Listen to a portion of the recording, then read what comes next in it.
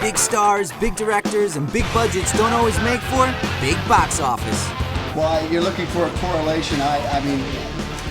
In this edition of the Weekly Six, we're counting down half a dozen colossal Hollywood stinkers, where lackluster ideas, monster egos, and money to burn bankrupted studios and ended careers. Bombs away!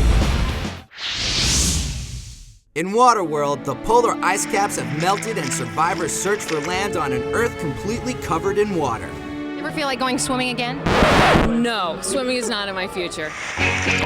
The film was shot entirely in the ocean off the coast of Hawaii on $1 million sets. One of the main sets sank during a hurricane, while another mysteriously came loose, wreaking budget-busting havoc. I almost don't know what to say. Also adding to the skyrocketing price tag was Kevin Costner's exclusive seaside home, along with the ongoing power struggle between Costner and director Kevin Reynolds that culminated in Costner taking over as director. You're on the right track, baby. Every picture's got its own degree of difficulty. This one was tough. It was tough.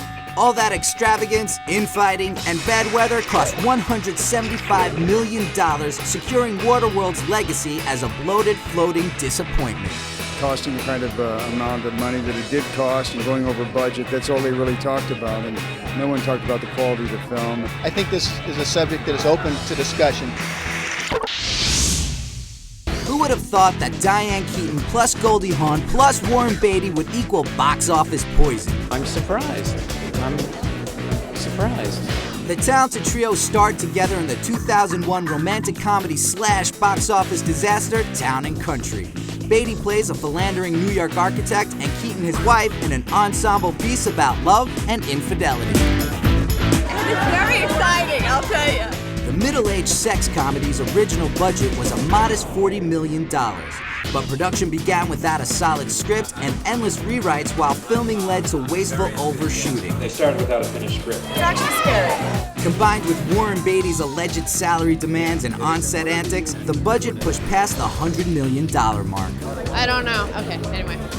Town and Country took 3 years to complete, had its release date pushed a dozen times, and grossed just over $10 million worldwide, making it, by some estimations, the biggest money loser of all time.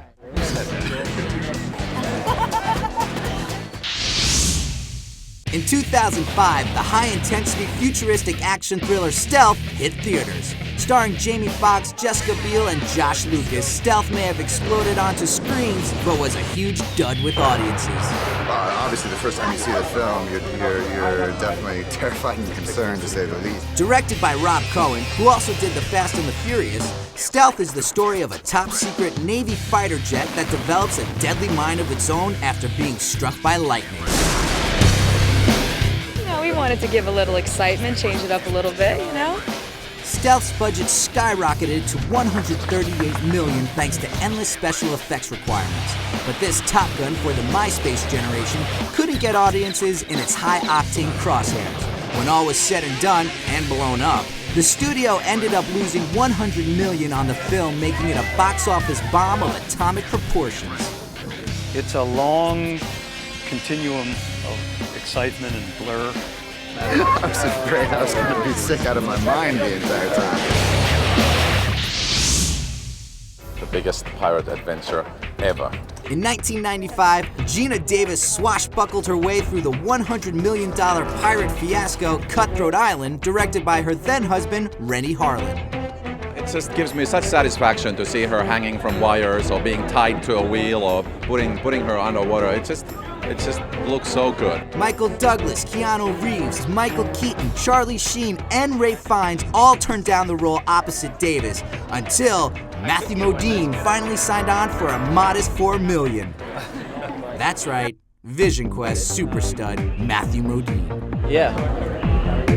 With no one able or willing to batten down Rennie Harlin's spending hatches, the original $65 million budget shot past the $100 million mark. One of Harlin's many extravagancies was building working replicas of battle vessels from the 1600s, which cost $1 million a piece. Who wants to just sit around a table drinking coffee and talking philosophy when you can blow up stuff? Exactly. After pulling in a paltry $10 million in 2 weeks, theaters gave Cutthroat Island the heave-ho. The studio that financed it went bankrupt, making the film arguably one of Hollywood's costliest mistakes. Hey, listen, if I'm going to go through all that, I'd rather that it get filmed. What's so funny about a comedy starring Eddie Murphy as a nightclub owner on the moon in the year 2087? Apparently, nothing. Yeah. Directed by Ron Underwood, The Adventures of Pluto Nash was released in 2002 after being in development since 1980 and sitting on the shelf for almost 2 years after it was completed. Critics lambasted it, but more importantly, audiences weren't laughing. Don't congratulate me till next week.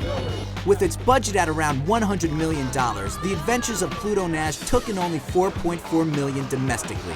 In an attempt to distance himself from the film, Eddie Murphy refused to promote it. I just, go with the flow.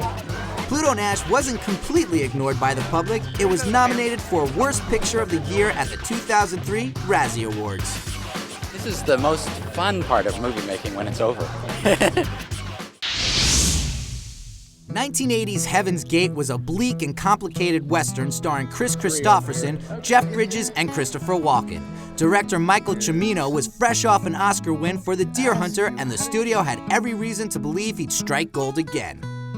The story had a lot of heart in it, and I wanted to work with the people who were in it. But the egomaniacal Cimino, unsupervised while shooting in Wyoming and Montana, shot over 1 million feet of film, enough for several movies. The original $11.5 million budget ballooned after months of delays and cost overruns. Where did they come from? Cimino's first cut of Heaven's Gate ran 5.5 hours. After much wrangling, the film was released to empty theater houses at 149 minutes. So often the movies leave the theaters so quickly. The failure of Heaven's Gate bankrupted United Artists and forced its sale to MGM. Also, an era of groundbreaking visionary filmmaking was over. Studios would now exercise more control over films and filmmakers. I don't think about it much.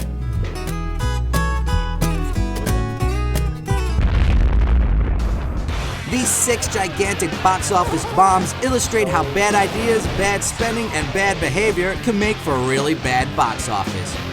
But you have to take the good with the bombs, and in Hollywood, there will always be plenty of both.